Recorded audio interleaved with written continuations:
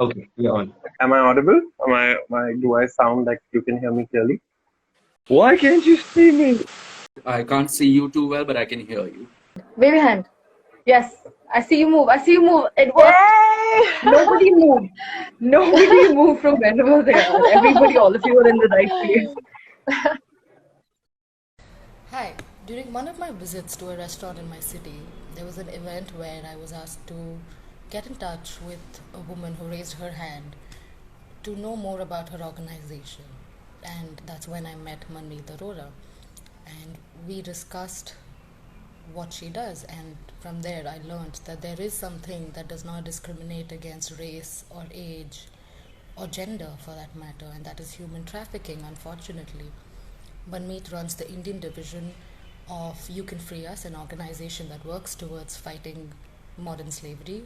And this is take 21 of Stories with Shastri, and I'm just going to try to add her on. Hi. Hi. Tell me and my listeners a little bit about yourself. A little bit about myself. Okay. I'll just make it quick. I'm an interior designer. I am from the east of India. I studied in the north. I went to boarding school in the north. And then I've come to the west. I've been here since 2000. I live in Bombay. And I finished my education here, worked with a few firms here, started my own business, settled down, found my husband here.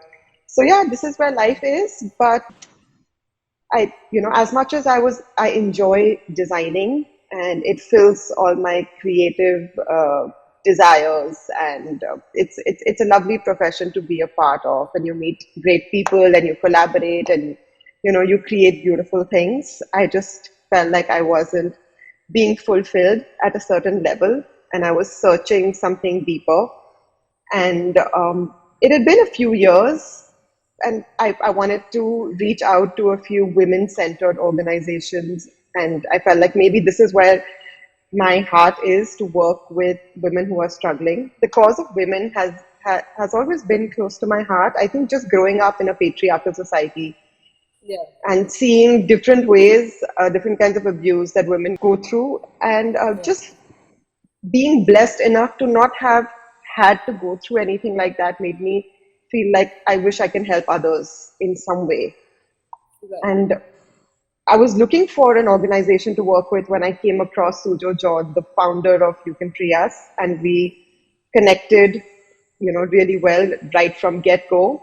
And interesting that I'm having this conversation with you. I don't know if I've ever told you this before, but the first thing that the organization needed, like when I, joined them and we started discussing, what can we do together, there was a small wedding ceremony that was happening. And it's still a big victory for the organization, because one of the girls who was, and we'll talk about this later, I'm sure, in more in depth, but one of the beneficiaries was getting married.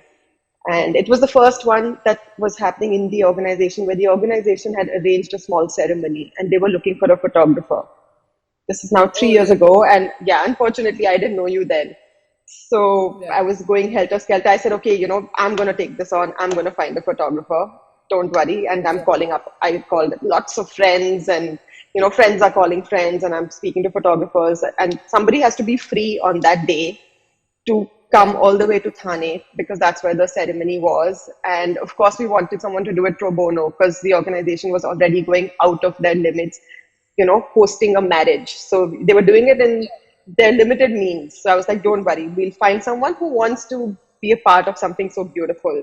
Someone who's just had a battered life gets a chance to actually experience love for the first time.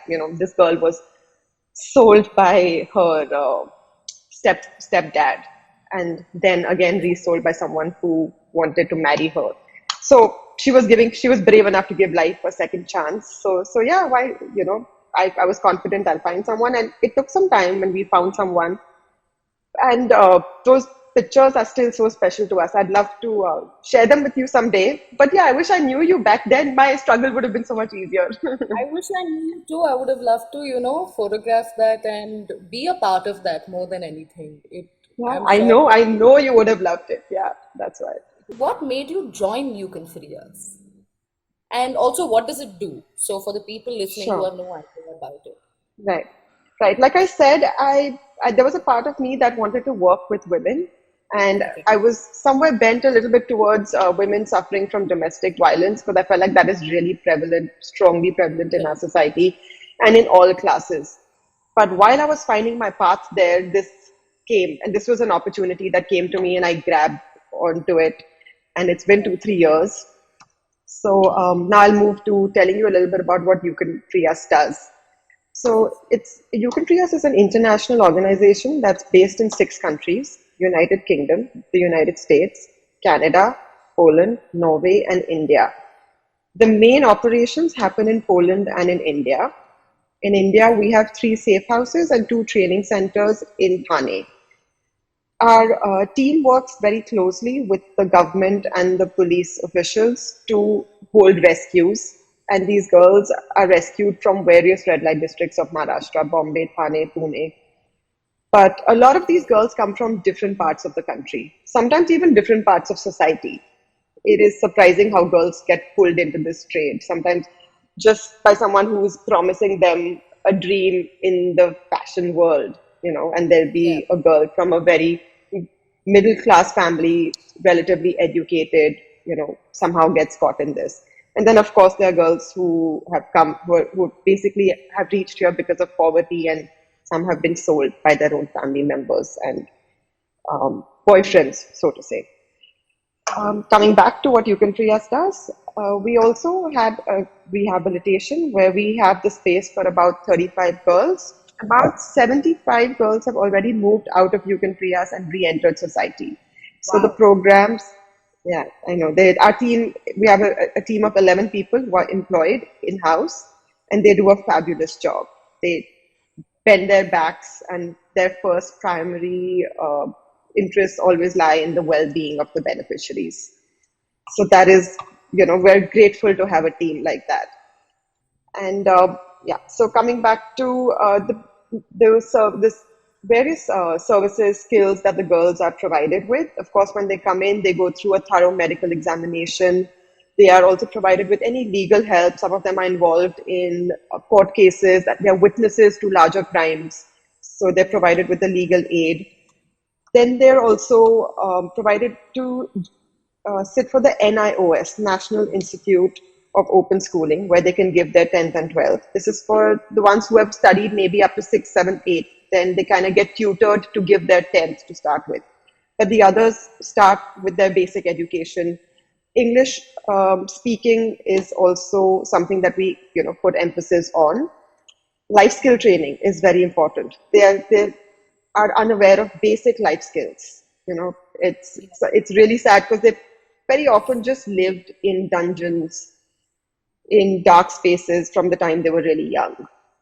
So they really need to understand basic hygiene. So detailed life skills training, how does one interact in the outside world?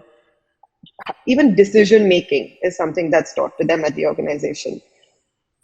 Of course, our main interest lies in finding the unique talent. Each person has some unique talents. So we always want to try that talent and help them how to hone that talent. So for someone who's not very educationally inclined, or is much older, or has disabilities, can also get into other, vocational activities that we conduct. We have jewelry making, tailoring, and like artwork, like making different kinds of artworks. These are our most prominent ones. And we also participate in exhibitions where we showcase a lot of the products that they make. Of course, we're trying to enlarge our business end, because now with the current situation and poverty only increasing, the funds for charities are going to get further distributed, into so many other spaces. Even COVID related, people need basic amenities right now. So for charities like us, we feel like now it's time to really start, engaging in more entrepreneurial activities and creating a business out of products. So that's our focus this year, to do that. Right. So when you rehabilitate them, is there also psychological counsel that is provided to the women and children? Yes, absolutely. And we're trying to build this further and further, because we're realizing that this is kind of the crux of their well-being. But yes, they go through group therapies, personal therapies. We have a visiting counselor, and two of our staff are trained counselors. So they have it in house, and they also have someone who comes and sees their progress, even like a specialist from the outside. We also used to have an art therapist who used to conduct sessions. Where now, on like I was telling you, we were looking for another art therapist because we felt like all kinds of therapy are useful in a space like this. They can do with as much therapy and love as there is out One, there. yeah, that is true. So, what to the people listening also, the term modern slavery doesn't ring a bell for many.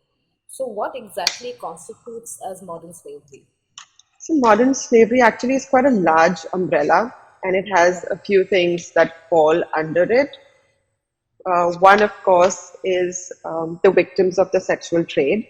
It's usually women and also children. Anyone under 18, we would put them under children. Are there men too? So yes, men, but those are usually much younger boys.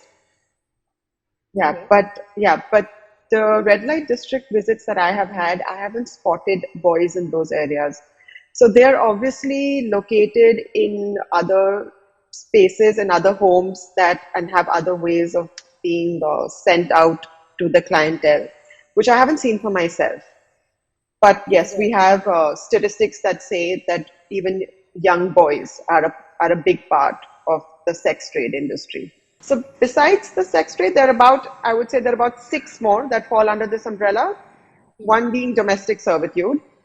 So Right. when a domestic help is not allowed to leave by their own will or is abused physically, sexually, it falls under modern slavery. Right. Right? And the little reading up that I did with along with some pointers that you shared with me, it also involved forced marriage, the unlawful recruitment of children to be child soldiers, Yes. and organ trafficking, which I didn't realize that organ trafficking was. I didn't think about it as actively as I should have, ideally. So we have a question that I would like to address. Is that could you explain the law and framework of implementation of said laws in regards to child labor, voluntary or otherwise, and prostitution or solicitation? Sure. So for child labor, the first law that came out was in 1896, and Okay.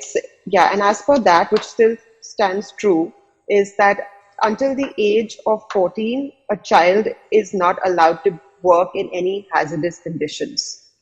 So anything that impairs the development, mental and physical development of the child. So they Right. shouldn't be working in any of those conditions. This law gets abused in a few ways. Right. Sometimes they're family-led, businesses where the children are made to do, a lot of work. They may be not attend. They may not be attending school, and they may be working all day. So even part-time work in hazardous conditions are not allowed. You see pictures of children, being mechanics, welding, working in mills. All of that is illegal. Yeah. So there was this one thing I saw on Brute, I think, where they did a documentary about this little place in Jharkhand where there were children who would be sent into the mines to find a particular substance that is used in major makeup brands and stuff like that. Yeah. So Yeah. there is also something like coming back to the whole concept of modern slavery. I want to get a few basics right. There's something that I learned recently on a Zoom call with YouCanFreeUs is that there's something known as a slavery footprint, and I had no idea that that existed. So, what is the slavery footprint? It means that each of us, for the number of products that we use, for the phone that we use, the clothes that we wear, if we are not careful, and it's not even possible today because almost 80 to 90% of the brands are stuck in the slavery trade in some way or the other and are not able to make their way out of it, or it costs too much for them to do so. Right. So everything that we use today, literally what you and I use, falls under some of the other way where there's a, a a child labor or a forced laborer being made to work to create that product for us. So phones, clothes, from the largest brands of clothes and especially the fast fashion brands, they are able to Yeah. produce the clothes at the speed that they are able to produce is because of the low income that their factories are providing. They're working in sweatshops, for 20 hours a day, 18 hours a day in conditions that are not humane at all. So all of that falls under the slavery footprint. And we all have a slavery footprint. I was actually, funnily, before going live right now, there was this online survey that I found, which where I could tell my slavery footprint. So they asked me a bunch of questions about what all I had at home, whether what I eat, what kind of food, how often I consume it, how many clothes, how many gadgets. And it turns out that I have an average of 25 slaves who are Yeah, allowing me to live the life that I am today. yeah. And that is a mind-boggling number. So it's how could we work towards reducing it from whatever we can do right now? Yeah, I think that was being generous from the survey that we had once worked on and found. We came across that it's 50 is the number, that each of us have 50 slaves working for us all the time, each of us. How can we reduce the number? Yes, of course, there are a few, like we know the clothing industry is abusing this at a whole other level. We can be more conscious of which brands are conscious of the same. So we Yeah, know, like for example, I don't want to really get into taking names, but I'll just give one example. Like we know that Marks and Spencer is more careful than a Zara. We know yeah, something like this. The minute you go to do some research, you'll find out. So that's the only way to go about it. And of course, holding these brands responsible. If there could be organizations that would work towards holding these brands responsible and asking them the difficult questions. right. Coming to you know acknowledge like societal acknowledgement. Why do you think that we don't acknowledge the existence of modern slavery or human trafficking enough? I think it's been such a taboo from the time of get go.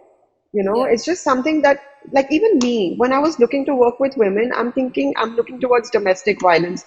This didn't cross my mind. It just doesn't cross your mind. We right. live in the city of Bombay where we have 9 red light districts. I just have to go half an hour. Yeah, I 9. only know about Kamatipura. There's Turbe and there are 7 more. I've only been to these two. But yes, they're 9. So I just need to go half an hour to my left or right, and I'll probably be in a red light district. But it's so easy to ignore.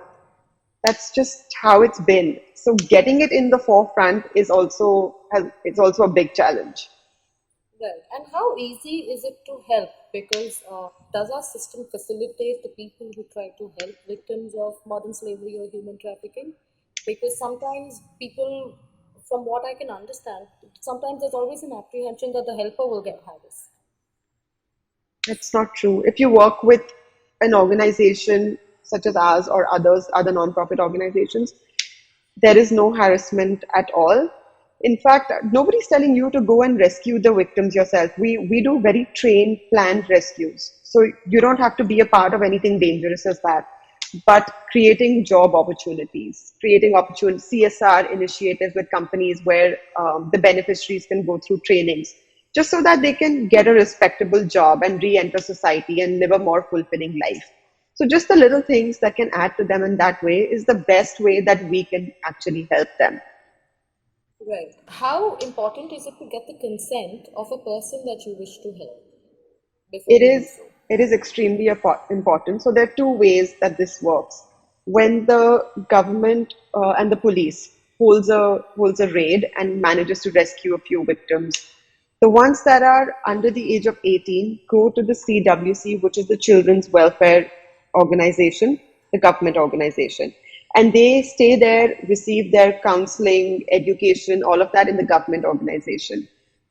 The ones that are older, 18 plus, they go through 2 weeks of counseling and therapy provided by the government.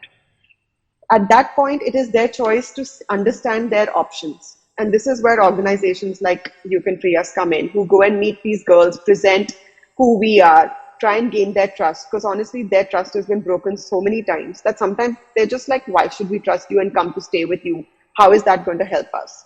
So they have to be explained very carefully and categorically, and to understand what is going to be the pro of moving into an organization like You Can Free Us. So most organizations are working with beneficiaries who are 18 plus. The ones that are below 18 are mostly governmental organizations. They also require a special licensing process. So there are very few in that space. So once those girls, uh, when they become majors, they go through the same process of meeting different organizations. If they want further rehabilitation, so then if they feel like, oh, I just managed to give my 12th in the government organization, I want to do my graduation, or I want to learn a particular skill, then our team has built very good ties with the government organizations, and they get called saying that this girl is really keen to come to You Can Free Us. That is when they meet, and they actually sign a form in saying that they're joining You Can Free Us with their complete consent, and they will follow all rules and regulations which we apply. We work like a proper hostel, which is even stricter in many ways, Yeah. for their own, for their own care. So they come by their own consent. The Right. We have minors, however, of course, are supposed to stay within the government organization. right, and I understand that, but does it ever happen where they refuse to be rescued? Of course, yeah, it happens. It's not easy. So sometimes our organization does conduct some private rescues. Like, for example, if there's a woman who's above the age of 18 and wants to exit the red light district, we can help her do that. So that happens, yes. But there are many times when they just change their mind. They'll be like, oh, we want to come, and then on the day of coming, they can't, because they're being held back due to so many reasons. Sometimes it's lack of trust in us. Sometimes it's just they have children who they're not able to bring out, or they have somebody else who's holding them, a certain debt, or they're also just manipulated. They've been brainwashed for tens of years. So it's just sometimes it takes a lot for them to even get out of there. Yes, we have another question from Siddhant who asks, what's an example of how you can create job opportunities or an example of reintegrating rescued women into society? That is a great question. Thank you, Siddhant. So a lot of these women, and it would be great if you can get in touch directly with me, because this is a much longer conversation. We have several ways where we try and get the girls training. So especially post class 12 training is what works best for them, because they don't have it in them to go through an entire degree after degree kind of education format. So sometimes if they join hotels where they learn housekeeping, or they enter the kitchen department, they start with the lowest level of commis chef and work their way up. So something that's more skill oriented. So there's several ways to do this. A lot of the companies have CSR opportunities who provide this training. If we can get them jobs in, for example, hairstyling, makeup academies, again, something that only requires a class 12 level of education, and then it's more about developing skills. So there's a lot to do, discuss in this space, and it depends on what are your connections and where you can open doors, and we can see which of our girls fit that mold. Again, like I said, it's about finding her talent and what is she, going to be able to live her life doing. We don't want it to be temporary where we force her and say, no, you work in a beauty salon, and then 2 years later she's like, no, I hate that job, I don't like that life. So it's about really figuring out what can she do and how we can help her fulfill that. Right. Uh, Coming back to what I asked you earlier, for example, if we have someone who is in the sex trade, right? And if, for example, she is rescued and she is reintegrated into society, however, what happens when if she can't find a job and she decides to go back to her previous world, his or her, depending whatever the gender? So Right. how can we help that situation, or can we at all help that situation on an individual level? how, I mean, of course, the only way to do that is again to understand, what kind of a job is she looking for? What is the education that she needs for the job? And how do we chart that path out for her? And sometimes we have girls who who leave You Can Free Us, and they've exited and they're settled. All of that, but we follow up with them and we realize they're struggling. So they may come back as well because they feel like, no, now I need to study a little bit of this, or can you get me training in this? And then they come back to the organization because they're not able to survive in the outside world. So this happens, and it doesn't always go right in the first try. So we let them back in, and we give it a second shot. But of course, we try and speed up the process as much as possible, especially in the second time round, because we are answerable to all the the entire board. We're answerable to all our donors. We can't just keep the same 20 girls for years. We have to show numbers. We have to show that that this whole program is a success. So so the second time round, we would probably pressurize them a little bit more to kind of reach their goals faster. If you understand what I'm saying. Yes, I do. And when we say domestic servitude, how do we differentiate domestic servitude from domestic help? Okay. I feel like it's only a close observer can differentiate that, and it's literally the person who is going through it is the one who has to also be aware of what their rights are. Someone who has no education and is very naive may never realize that they're actually under servitude, and they deserve a lot more for the work they are putting in. And maybe they're putting in work that they don't need to put in. Maybe they're going through abuse that is not okay. So I mean, it's very hard to kind of give you a proper answer to your question. It just depends on really the moral compass of the society, right? On how they treat the health that they have. Yes, but then what if the person, say for example, let's say for example they have a help in the house who lives with them, and who let's say they give them a slap, and right after giving them a slap they'll make them something nice to have. So the child, whoever, even if he's above 14, would probably think, okay, she's so nice, because children Yeah, don't know better. Does that count as absolutely. domestic servitude? I think it does. Yes, I don't. Physical violence is not allowed in any form, I would think. So yeah, That makes absolutely. and Or any way that the person is not being allowed to leave. If the person wants to leave, and if the person is in another country, and if you don't give them their papers, their passport, that falls under domestic servitude. And this happens a lot.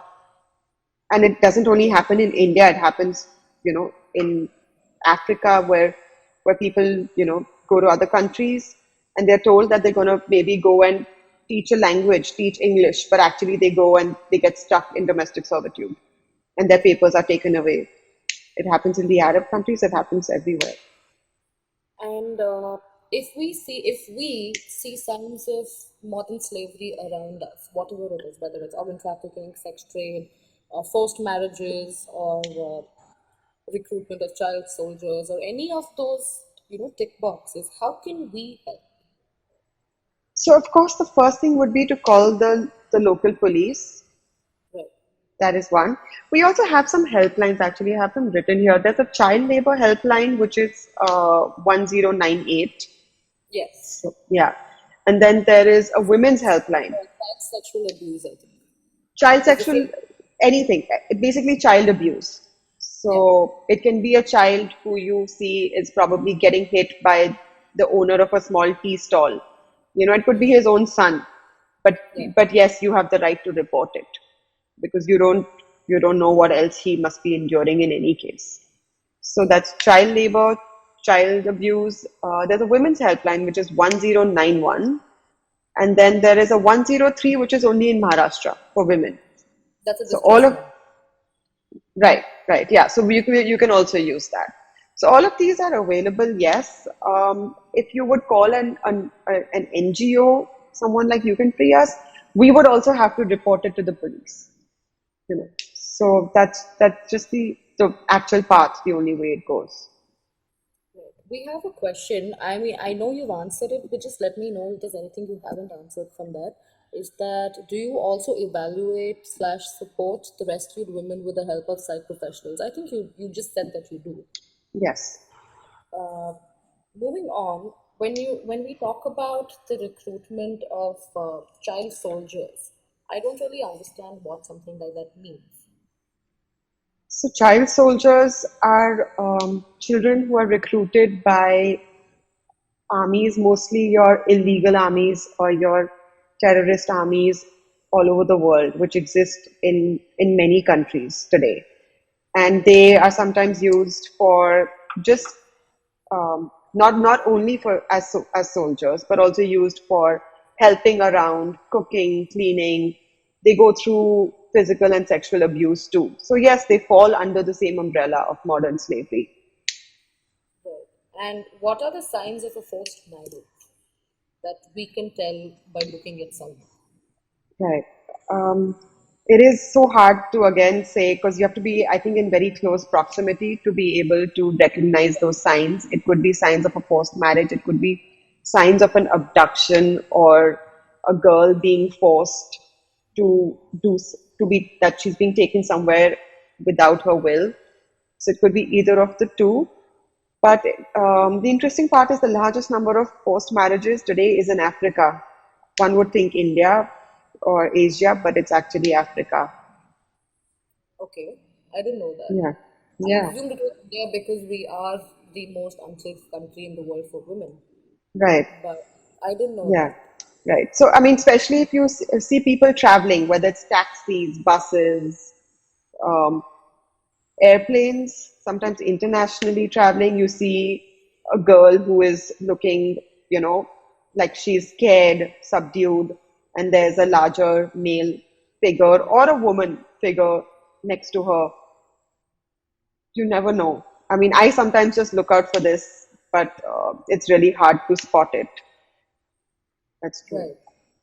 And what do you, so there was a statistic that I learned again from the same call that I attended with your organization was that about 40 million, if I'm not wrong, 40 million people will be pushed to extreme poverty only because of COVID. So I'm not sure if the number's right. I thought it was 40 or 60 somewhere there. Right. And is there any way we can ensure that modern slavery is not the way to go? The only way that I think we can do that is right now by creating awareness. Of course, providing and helping organizations that are already there in the forefront, that is one. And the second is advocacy, which I didn't manage to touch upon when we were discussing about what You Can Free Us does. But like we have various events that we organize worldwide. There have been like 5K marathons, art exhibitions, um, talks, dinners. Last year we had a dinner for 100 people, which was a 5 course dinner held at Tote in Mumbai, and we were hoping to do one again this year. Maybe we do a digital, like an online fundraiser. Let's see. It looks like that's the only way to go, so we're discussing that now. But creating awareness is one big way to go. So Libertas, which is a big project, has been the most challenging project that You Can Free Us has so far done. Is it's a book that has been made for the young people, for the generation Z, I believe. Is that what it's called? Yeah. So just to make sure that we don't have more generations of perpetrators, of young boys who grow up to become the predators and perpetrators of women. And instead, they can champion the causes of women, so that we can bring a balance in society, right? So I think that's the biggest way. This is only going to go with that reduced generation by a generation. And I think ours is one of the first generations to bring this into the forefront. Yeah.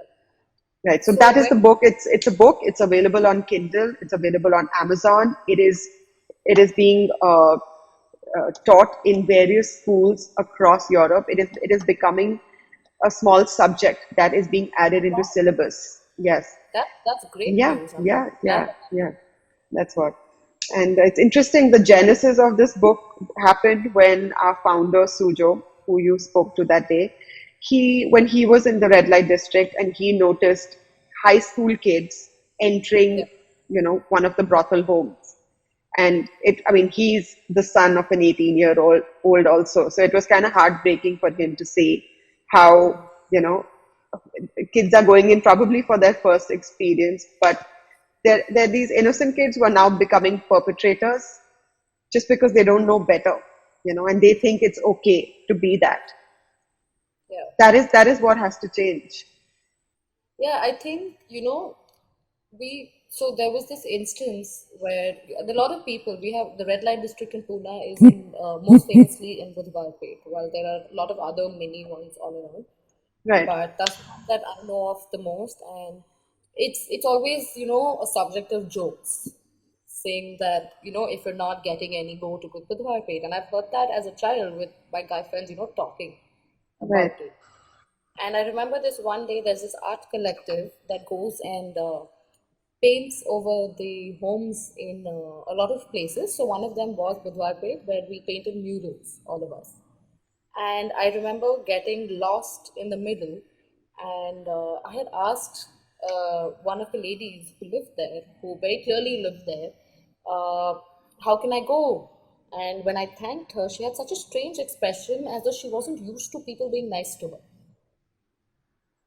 And that kind of it struck a chord to a certain extent, and it did teach me that there is a particular world that I am protected from. So true. And yeah, someone, so we have a comment that says cabin crew on board flights get some training in identifying possible trafficking victims. So that is my Rakhi brother. He's a pilot with Indigo. Okay.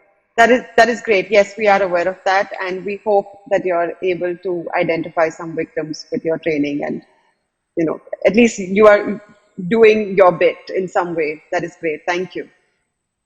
So, what can individuals from various socio-economic stratas do? For example, someone, let's say, when I say socio-economic, I'm also talking about whether they're lower middle class, upper middle class, whether they're below the poverty line, or so basically all the levels, and also, I mean, people with various from various educational backgrounds. Okay. Number one, educate your sons to be better human beings and to respect women and not objectify and use them and not think that it's okay to buy them. I think that is number one. Every person in every startup can do that. Yes. Of course, and also make your daughters and kids aware of the different ways where they could get stuck and how to be careful of the predators, the promisers, and the various ways where and give them that basic education. So that's for sure. And the other ways are, see what skill you have. What skill do you think you can provide? Is there, it's each person to its own in terms of how they can give. Everyone doesn't have to give in money. Of course, if that is available, that is the easiest way to give, and people who have abundance of it can definitely do that. But the ones who want to help and don't, have abundance, then fine. You can just share your skill, share your contacts, share your friends, speak about it, talk to Yeah. people about it. Yeah, and just spread the word, create a ripple. That's, and if everyone just starts creating a ripple, it can be a massive wave, right? Yes, that is very true. I agree with you. Coming to a slightly lighter note, what is a story from your experience with You Can Free Us that maybe cemented your reason to be a part of the movement? It's not just one story. It's every time that I meet those girls that I see that, and I'm not exaggerating, it's literally the twinkles in their eyes, just like little kids, just happy to have another chance and another opportunity, another, chance get go, at life. It's inspiring. They inspire me. Yeah. Yeah, so There's I want to just keep going back and doing whatever little bit that I can, just to see that, just to see them succeed. right. And is there any social stigma that your organization faces for doing what you do? No, I don't think so. I think the social stigma, maybe there are people who face it, like people who are attached to the organization face it in their families. I Right. don't know. Some of my family members may not, think that this is a great organization for me to be attached to. Some of them do. Some of them think it's, are proud of me for it. Some may think, I've kind of lost the plot a little bit. But Right. I think that's about it. But as the organization itself, no. The government is very appreciative, very supportive in most ways. And we try and protect the beneficiaries a lot, so we don't give out our addresses. We don't put up boards. Our safe homes are treated as just young women's hostels, like the YMCA. So we just say we're something like that. And Right. we want to protect them because of the society that may not understand their history and what they have endured. But as an organization, no. Okay. And for someone who wants to contribute their skills or their time, what are the various skills that they can help use or something that they have that they can share with the organization or with the girls? Right. So time-wise, we prefer that if someone wants to volunteer, comes on a daily basis, weekly basis, monthly basis, and comes for multiple number of times. We don't feel like one visit. Like if someone wants to teach English, for example, yes, we can definitely create a space for a good English speaker, or wants to teach Hindi, or wants to teach a subject. But just coming one time and teaching one chapter is not going to help.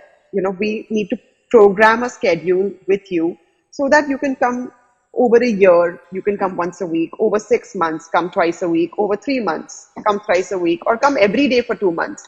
That's the only way that even that person will gain from the experience of, dealing with the beneficiaries, being attached to the organization. It will be a learning for them, and that's how they will also benefit. And because with girls who have come from these backgrounds, you have to really build a bond with them to even communicate with them. Even when you're teaching a language, they have to just want to be there and sit with you and listen to you and take it in from you. It's not, they're not the easiest students to have. So yeah, you have to have the patience and the time for it. That But makes it's, sense. And yeah, what about the I, skills? What kind of skills can we share? it is, we can, any skill that the girls can learn and then go out and get a job. It's as simple as that, you know. Like I said, of course, skills of makeup, hairstyling, management training, things that Culinary, which is one of your success stories. right? The The culinary, culinary. Yes, yes, yes. We have a girl who's now the sous chef at a coffee shop at the Goregaon West End. And we have another girl who is a commie chef at the Grand Hyatt at China House.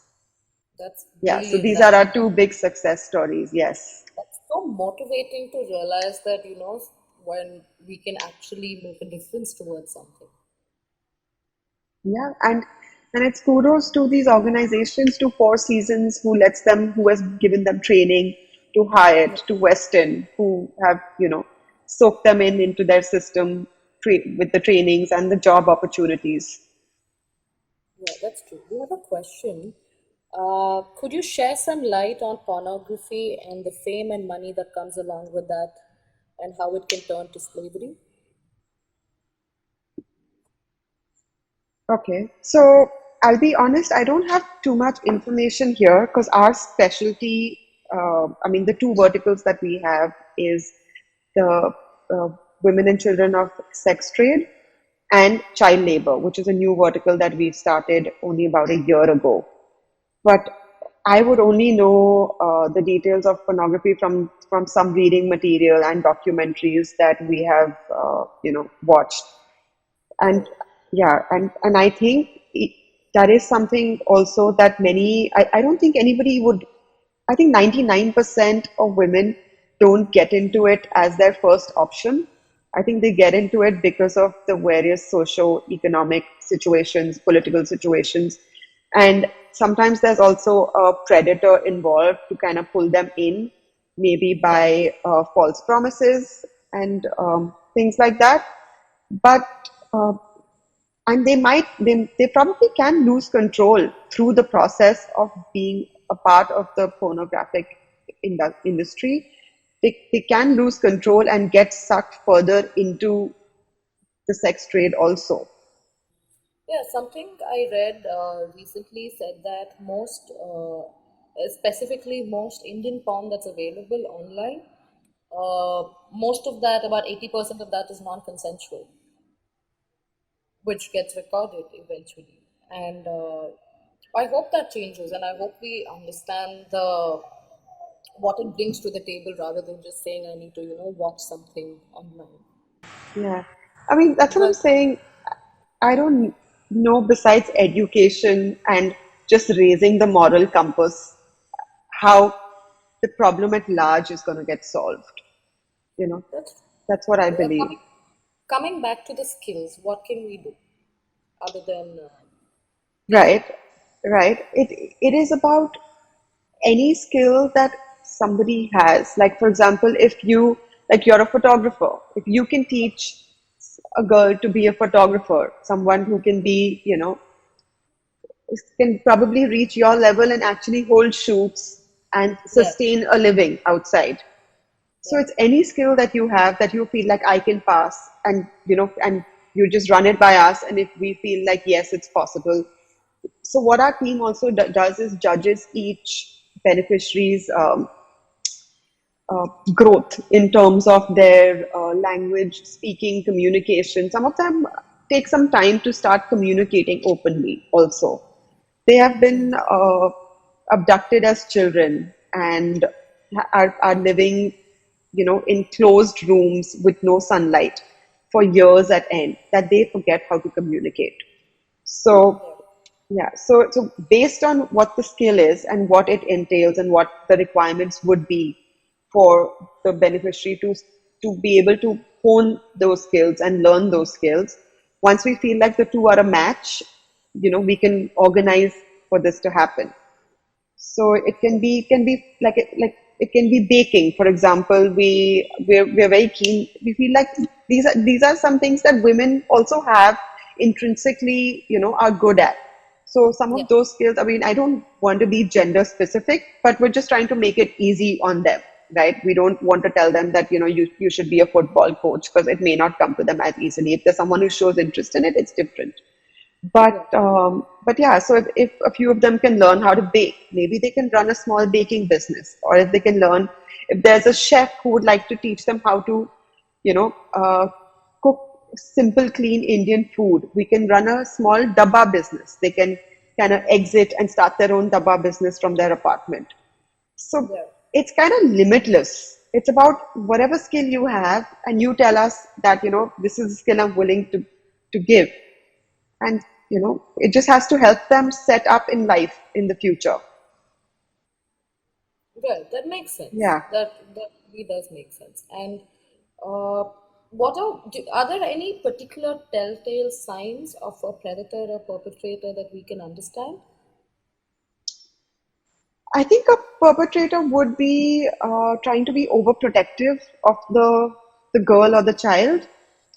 Okay. He or she may also come across as aggressive, or they could also be a master manipulator, and we may not be able to tell. But the combination of the perpetrator and the victim is, can provide the signs together. Right. Where it feels like they're trying to dominate over the other person. Right? Yeah. I mean, you have to kind of recognize from your own experience of being with your parent to understand that this is not looking like a parent child or a relative child relationship. This is looking more than that, something Right. else. Have you ever had an instance in your circle where someone actually was able to tell that that person was a perpetrator? Has that ever happened? Not in as per, not in my knowledge. No. Okay. But I Whether have that, seen I have seen the team be very alert, even when they're just normally traveling from one meeting to another meeting. This is something that, you and I don't get very easily. Me now after a few years, but I would just be like, oh, why are you looking into that cab? They're trying to see, oh, can you see that guy? Can you see that girl? What do you think? They look okay. So they're just very vigilant in general. Having said that, no, they haven't. I don't have a story which I've heard that they have actually found somebody and been able to help. No. and what is, tell me something about a success story, about something which really warms your heart. Right. So, like I was telling you, for us, the biggest success story is of this girl who came into the organization, and she was married off really early to a really old man who was quite cruel with her, to the extent of dropping her baby in a well, their baby in a well, So, I mean, moral compass of another level. But Yeah. she got sold by him and a lady her neighbor, a lady, and ended up into several years of sexual slavery, ultimately rescued by the government, reached You Can Free Us. And then the organization is interacting with her and asking her, so what is it that you want to do? She's going through all her therapies and, checkups and everything. And she's like, but I don't want to study more, and mostly they're very easy to motivate in some direction, the beneficiaries, because you make them realize, what they can do, what they can achieve, and, how we are willing to live the dreams with them, just so that they can start dreaming. But this girl, she only we prefer to not take names, so I'm just going to keep referring to her as this girl. So this girl, she only all she wants to do is get married and have babies. So she's like, you want me to learn cooking? I'll learn. You want me to learn how to deal? And some of the beneficiaries come with their own children. So it's a great success for us when we are able to rescue a beneficiary and one, two, even three children sometimes, because you feel like you're saving four lives, three lives, with one mission. So there are children in the house, and she loves taking care of the children. The children love her. So that is what she thinks she's made for. And it's this big situation in the organization where they feel like the only way she's going to be happy or exit the program is if she gets married. Now she's definitely not, like, we feel like they felt like they couldn't trust her enough to go and find her own person. They felt like she would take wrong decisions again, because they are very, very naive and can get pulled back. And the easiest way to pull them back is to promise them love or marriage, and they will easily get pulled back and go back into the trade. That person will sell them again into the trade. So, in order to avoid any of that, the organization literally started looking out for a boy. And they found someone who they interviewed, and he happened to be an orphan, and he was accepting of her situation. After they met, of course, then they shared the situation with him, and he was accepting of it. And they decided that they wanted to get married, and they arranged this beautiful ceremony. They were Christians, so they arranged this beautiful ceremony in one small garden of a building, which I think one of the staff members reside in, and just put some fairy lights and one white table and some candles, and it was lovely. And that was my first experience also with the organization, so I'll never forget it. And even today we share pictures, of this wedding, and it is one of it's a big success story. And even now, the organization stays in touch with the beneficiaries for the longest time, till we can track them, for 5, 10, 15 years even. And she's, till date, she's very happy. Apparently she's very dominating, and and her husband takes really good care of her, so that's sweet. I'll share another small one. Was There's this girl who came to the organization, came to You Can Free Us, spent about a year, and felt like she wanted to go back into that world. And like we said, it's all by consent. So we can counsel them, but we can't stop them. So she goes back. And then 6 months later, she comes back again saying that, please take me back. I made a mistake. So our our CEO, Sheetal, she's very, very generous. So she's like, of course you're coming back. You're like my child. You're coming back. You made a mistake this time. You'll make more use of the amenities that you're provided here. So, but we realized she's come back pregnant, and so all we can do is just encourage her to accept the baby, because now it's already 3-4 months. And anyways, there's you want to accept and love a baby who's being born by no fault of his own or her own, right? So, and she was really struggling to accept the baby, because she was so upset that this man who told her was going to marry her, and that's how this baby happened, has now decided to leave her. Hence, she was helpless and she decided to come back.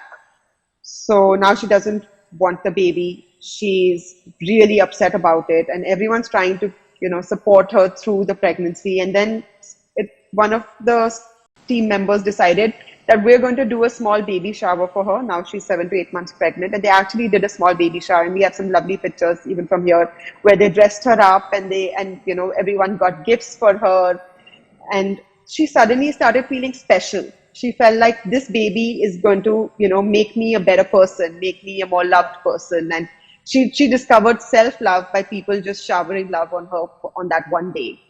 And now she's a great mom. She's still with us, and her baby's really cute, and he's growing, to be a really happy boy. And yeah, and she's happy. She's doing a lot better than we thought she would. So that's another success story. So yeah, there are plenty, and it's great to think of them. And I'm so glad you asked me to share success stories, because it's so important to look back.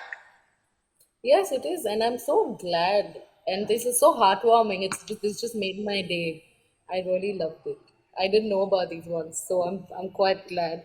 That brings us to the end of our session. So thank you so much for agreeing to be a part of this and helping us educate more people about modern slavery and what they can do.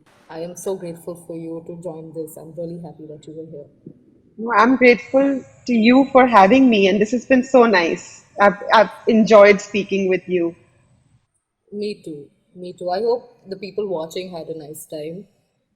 I hope So so. someone just said, thank you, Manmeet, for sharing. Nahida said, thank you, Oh, Manmeet, for sharing. You can free us with us. So much to learn about modern slavery. Education awareness is definitely a good start. That is true. So I hope the thank you, people watching Naida. educate themselves.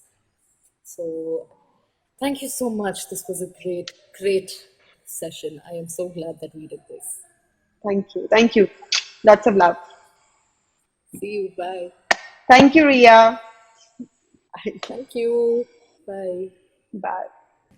So that was Manmeet Arora, who is a firebrand of a person. I hope you guys enjoyed this one. This was so important to me because when I started this out, I didn't want to talk about the pandemic or real things, and now I'm finally doing it. I hope you had a good time. This is Stories with Shastri. If you have any feedback, let me know. If you think I should bring someone else on, let me know. If you think I can do anything to make this better, let me know. And yeah, I'm going to see you on the other side.